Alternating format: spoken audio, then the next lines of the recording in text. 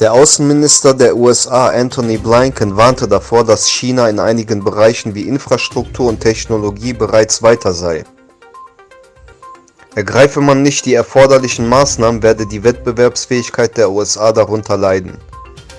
Da Infrastruktur und Technologie ein wichtiger Faktor der amerikanischen Außenpolitik darstelle, werde man in diesen Bereichen investieren, um die chinesische und russische Theorie vom amerikanischen Stillstand zu entkräftigen. Die beiden Regierungen hat beschlossen, Lukaschenko, den Präsidenten von Belarus, und sein Regime zu sanktionieren. Dies wird durch Menschen- und Grundrechtsverletzungen begründet. Außerdem beschloss England am 8. August, Belarus erneut zu sanktionieren.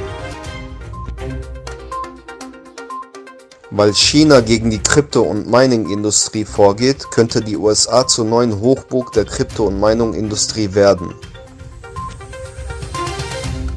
Fakhreddin Yokush, Parlamentarier der I-Partei, kritisiert eine chinesische Propagandadoku, die in der chinesischen Botschaft in Ankara gezeigt wurde. Yokush sagte dem Freien Asien-Sender, dass diese Propaganda eine Irreführung Chinas sei, um von der Unterdrückung der Uiguren abzulenken. China betreibe diese Desinformationspolitik schon immer, aber man werde diesen Lügen keinen Glauben schenken, so Yokush.